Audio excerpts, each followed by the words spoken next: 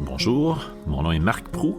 Vous écoutez La pédagogie du cœur, bienveillance et résilience au service de l'apprentissage.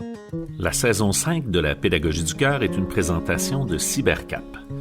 Depuis 25 ans, Cybercap travaille à contrer le décrochage en plus de contribuer à la réussite éducative grâce à des activités de sensibilisation et de formation axées sur le numérique et l'accompagnement socio-professionnel. Pour en savoir plus, visitez cybercap.qc.ca.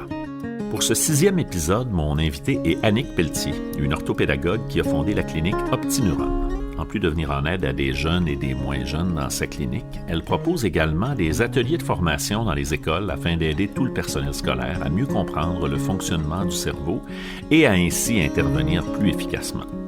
J'ai commencé par lui demander ce qui l'avait amené, en 2003, à choisir de travailler auprès de la clientèle EHDA, c'est-à-dire les élèves handicapés ou en difficulté d'adaptation ou d'apprentissage.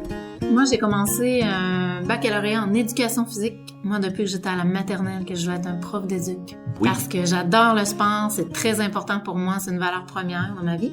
Et lors de ma première année en éducation physique, j'ai eu un cours d'apprentissage et cognition. Et le professeur, lors d'un cours, à la fin, me dit « Madame Pelletier, j'aimerais que vous restiez un petit peu. » OK. Là, je me dis, oh mon Dieu Seigneur, ça va.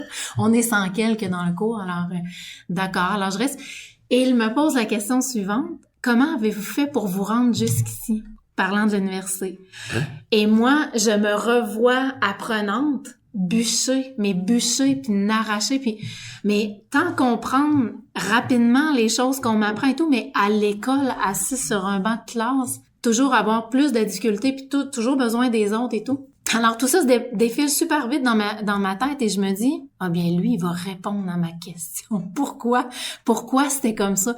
Alors, je lui ai simplement répondu, ben, j'ai vraiment eu de l'aide de mes partenaires puis de mes collègues d'étudiants, de groupes d'études. Mais comment ça, vous avez trouvé ça? Et on venait de passer ce qu'on appelait à l'époque des tests des styles d'apprentissage, là. Tu sais, les modes préférentiels. Oh, il vous avait fait faire un test, puis là, lui, il avait regardé les résultats de ton test. Oui, mode de traitement de l'information préférentielle et tout. Mais tu comprends, là, Marc, on est comme 120 dans le cours, je suis la seule qui reste. Alors là, il me dit, c'est assez exceptionnel, un résultat comme ça, encore aujourd'hui, je suis un étudiant universitaire, parce que c'est un mode qui est aucunement commun à l'enseignement magistral. J'étais à l'extrême séquentiel dans le mode de traitement de l'information et dans le mode de réception totalement visuel. Là, lui, il m'a dit, « Hey, on se met au défi. Je vais t'apprendre comment apprendre en passant par l'autre mode de traitement. Et puis, on va prendre le cours le plus difficile dans ta session, qui est le cours de biologie. Tout le monde coulait ce cours-là en éduc à l'époque. Il y avait des pétitions pour enlever ça. Oui. Ils disent, on va prendre ce cours-là. Je te le dis, tu n'auras jamais en bas de B. B-, B+. Donc, si je comprends bien ce qu'a fait ce prof-là, là, il a regardé ton test. Ouais. Là, il a dit, son mode de traitement de l'information, ça fonctionne pas avec le mode d'enseignement qu'on a ici. Et il t'a proposé de t'enseigner à utiliser un autre mode de traitement dans le cadre d'un de tes cours. C'est en plein ça. T'as mis ça en pratique. Ouais. Puis t'as eu A. Ouais, ben en fait, j'ai eu B+, donc sérieusement, c'est vrai, j'ai eu comme dans les plus fortes notes et j'ai vraiment étudié de cette manière-là. Là, j'ai fait oh my god, c'est donc bien facile à prendre. Ce fait-là, additionné à un stage en éduc que je fais et l'enseignante d'éduc m'a dit tu pourras pas tous les aider comme ça là. Tu vas faire un burn-out, ça marchera pas là. Tu veux toutes les aider de manière individuelle. Là. On peut pas faire ça, on voit pas les élèves assez souvent pour ça en éduc. Et là, moi, de répondre, ben voyons donc, il va faire rire sur la cour d'école. Là. Lui, il est pas capable de travailler un ballon, on va lui montrer, puis c'est tout. Et là, à la fin du stage, elle me dit, tu devrais t'en aller en adaptation scolaire, en orthopédagogie, quelque chose comme ça. Je suis allée faire un stage en ortho pendant ce stage d'éduc-là, et ça a été la révélation de ma vie. J'ai vu un élève pendant que j'étais là, exactement comme moi, très séquentiel, non-verbal, et je me suis dit, mais lui aussi, il peut apprendre ce que je viens d'apprendre dans mon cours d'apprentissage et cognition. Et j'ai fait le revirement de carrière. Annick Pelletier s'inscrit donc au baccalauréat en adaptation scolaire et sociale, le programme qui venait de remplacer le baccalauréat en orthopédagogie. Comme le contenu et les orientations du nouveau programme ne la satisfont pas complètement, elle choisit de faire les stages de son programme avec des orthopédagogues d'expérience afin d'être formée à dépister les causes qui créent les difficultés des élèves. J'ai ensuite voulu qu'elle me parle d'un des projets qu'elle a mis de l'avant, justement pendant un de ses stages, autour de la littérature jeunesse en classe. Ça a commencé en adaptation scolaire et puis après ça, on a étendu ça vraiment au régulier. C'est que nos élèves en classe d'adaptation scolaire, dans les stages en classe DGA, qu'on appelait à l'époque, là, difficulté grave d'apprentissage, des élèves avec plus de 2 ans de retard. Donc, ils sont comme en cheminement particulier continu au primaire. Oui. Alors, ces élèves-là, ben, il y en a peu qui aiment lire. Régulièrement, ils sont aux prises avec une réalité dyslexique, dysorthographique. Alors, c'est pas leur activité favorite. Mais moi, ma mission, c'était de leur donner le goût de lire. Parce que tout part de ça. On le sait. J'ai mixé ce fait-là avec le film à l'époque, La mystérieuse Mademoiselle C. Oui. D'accord? Oui, bien sûr. Alors, je me suis mise à faire des coins lecture dans les classes d'adaptation scolaire, aller chercher des livres dans les ressourceries, payer de ma poche et tout, pour garnir les coins lecture avec 3 niveaux de livres différents et essayer surtout de trouver des livres de niveau première année, mais qui allaient plaire à un enfant de 12 ans qui est en adaptation scolaire. Ce qui n'est pas toujours simple. De devinettes. Ouais. Donc, j'ai fait ce travail-là. J'ai amené beaucoup de bandes dessinées parce que c'est très visuel, alors on allait chercher beaucoup. Et c'est comme ça, tranquillement, que j'ai vu que ça fonctionnait. On arrivait au moins à intéresser les élèves à ne serait-ce qu'aller chercher un livre et le feuilleter. Donc, c'est comme ça que j'ai essayé d'aller chercher l'enseignement des savoirs essentiels en passant par la littérature jeunesse, autant en mathématiques qu'en français. Donc, même en univers social. Est-ce qu'à l'époque, t'as côtoyé ou croisé Yves Nadon? Je n'ai pas eu la chance de croiser ces beaux gens, mais sincèrement, Yves Nadon m'a tellement inspiré dans ses travaux. C'est un de ceux qui m'a beaucoup inspiré dans la façon de faire et de me dire, moi j'étais en début de carrière à l'époque là. Oui. Alors, tu sais, j'étais à 0 année d'intervention et de dire, ben il y a un professeur d'expérience qui le fait. Pourquoi moi je le ferais pas? Oui, bien sûr. C'est ça. Et après ça, moi, ben j'ai pris le secteur d'orthopédagogie, donc j'ai quitté les classes et le choix de m'en aller en orthopédagogie, ça a été très clair. J'étais en adaptation scolaire et là, je voyais tous ces élèves. Je lisais les rapports d'évaluation puis les photographies statiques là, sur le papier, mais avec des potentiels intellectuels. Tu sais, bon, au gars du 25e rang santé, je me disais, là, il y a un potentiel. Là. Qu'est-ce qu'il fait ici, cet enfant-là? Tu sais, sans le mettre la faute sur personne, mais je me disais toujours, à quel endroit on l'a échappé? Ou sa réalité, elle le mène réellement ici? C'est un questionnement. Et moi, je me disais, moi, je veux faire la différence. C'est pour ça que j'ai décidé de m'en aller en orthopédagogie et d'intervenir à la base, parce que souvent, l'orthopédagogue, sans comparer du tout au médecin, mais je le vois souvent comme l'espèce de médecin généraliste des apprentissages dans une école, tu sais, au sens où c'est souvent le premier spécialiste à qui on va cogner à la porte avec les symptômes. Mais si j'interviens pas sur les causes, là, je trouve pas les causes. Est-ce que c'est les yeux? Est-ce que c'est l'intérêt? Est-ce que c'est l'estime de soi? C'est-tu l'imagerie mentale, etc.? Bonjour tout le monde, je m'appelle Joël McLean et je suis coach formateur et conférencier chez Inspire Leadership Coaching.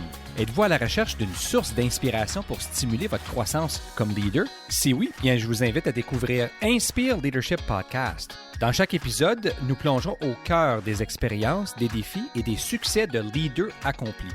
Découvrez comment ils ont exercé une influence positive, créé un impact significatif et trouvé le courage de passer à l'action. Abonnez-vous donc à Inspire Leadership Podcast en visitant inspireleadership.ca. Il nous arrive tous d'avoir l'impression, parfois, de travailler très fort pour un élève et de trouver que, de son côté, l'élève ne fait pas vraiment sa part. J'ai abordé ce sujet avec Annick Pelletier. Je pense que, tu sais, il y a une certaine part de réponse qui est comme, logiquement, dans la vie, l'être humain ne peut pas être motivé à tout faire. Alors, quand il y a une obligation de faire, puis de brancher des neurones, la dopamine, elle ne vient pas nécessairement. Donc, il y a bien beau se forcer, mais je veux dire, on peut pas boire de la dopamine. Hein? Donc, à un moment donné, s'il y a pas de gain, s'il voit pas le sens raccordé à ça, qu'est-ce que ça va lui amener plus tard et tout, puis ça fait pas de sens. La dopamine elle peut moins venir, donc l'engagement va moins venir. Parce que ça nous prend des neurotransmetteurs pour démarrer le circuit électrique. Là. Et ça prend entre autres la dopamine pour engager les circuits de l'attention et de l'activation, entre autres. Ça prend d'autres neurotransmetteurs. La dopamine doit être au rendez-vous. Et ça, ben, je veux dire, là, on peut pas peser sur un bouton on. Il n'y a pas de switch. Hein? Non. Donc, ça prend beaucoup tout l'aspect qu'on appelle cognitivo-comportemental de je remarque que je ne suis pas engagée. C'est vrai que ça pourrait me servir plus tard, même si je n'aime pas ça ou ça m'emmerde, mais je dois faire un minimum d'efforts pour le faire. Ben, c'est très cognitivo-comportemental.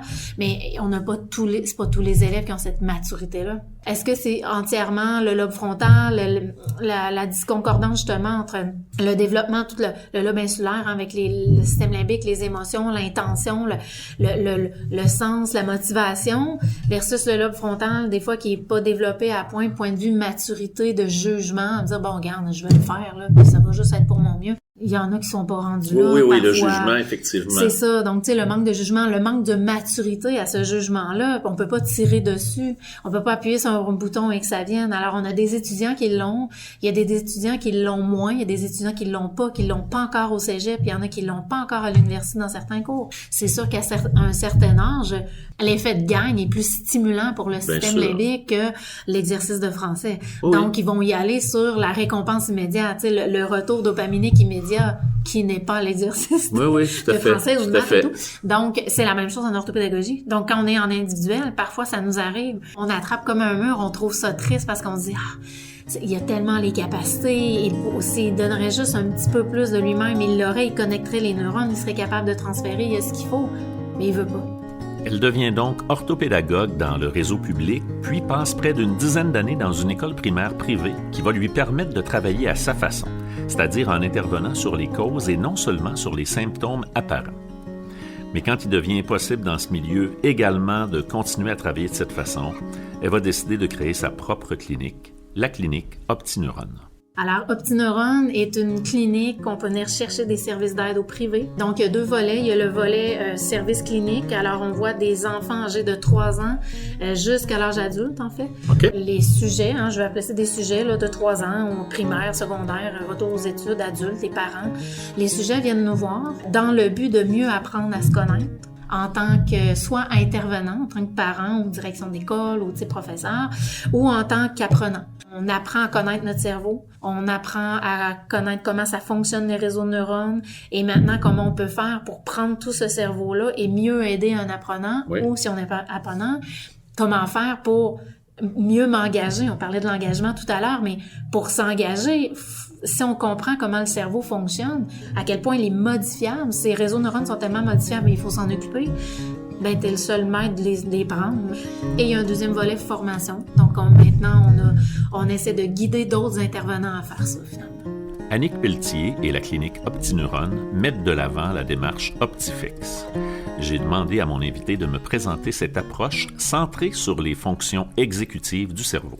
Je me suis alliée avec des collègues neuropsychologues pour mieux les comprendre et puis maintenant pour y remédier, il y avait comme à l'époque juste des petits programmes, des petits livres ici et là, mais ça collait pas à tous les élèves. Alors je me suis mise vraiment à travailler sur chacune des fonctions et là finalement je me suis mise à découvrir qu'il y avait des fonctions qui étaient prioritaires pour que d'autres soient fonctionnelles.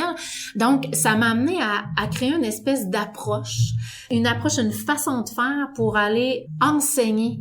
Au début, c'était remédier à ces fonctions-là, donc dans un certain ordre.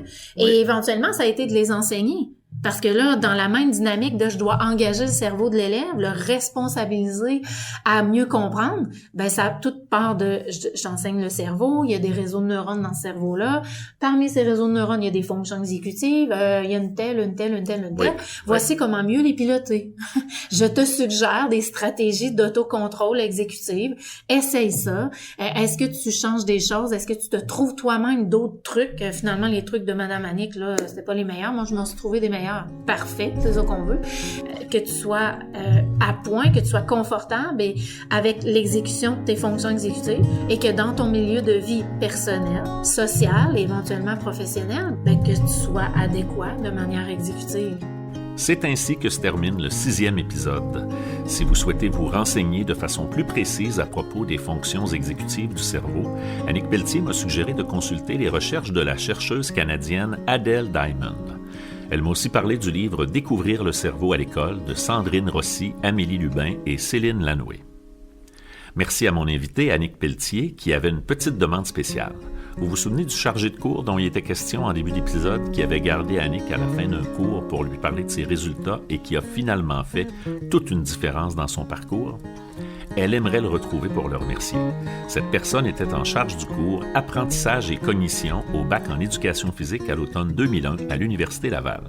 Si vous vous reconnaissez ou si vous savez de qui il s'agit, écrivez-moi et je vous mettrai en contact avec Annick ou écrivez-lui directement. En terminant, merci à Simon Proulx, guitariste et compositeur. Sa musique nous accompagne dans chacun des épisodes. Mon nom est Marc Proulx. Vous avez écouté La pédagogie du cœur, bienveillance et résilience au service de l'apprentissage.